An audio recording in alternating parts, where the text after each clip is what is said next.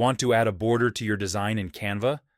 Here's how to add borders in Canva step by step. If this video helps, please like and subscribe for more quick tutorials.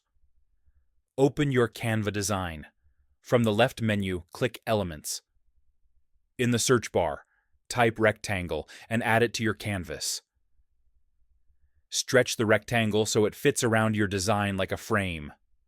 Click the color option, set the fill color to none, and keep only the outline. Now choose the border color and thickness.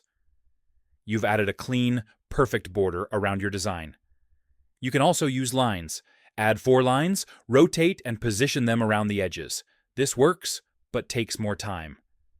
The rectangle method is faster, cleaner, and easier to adjust later.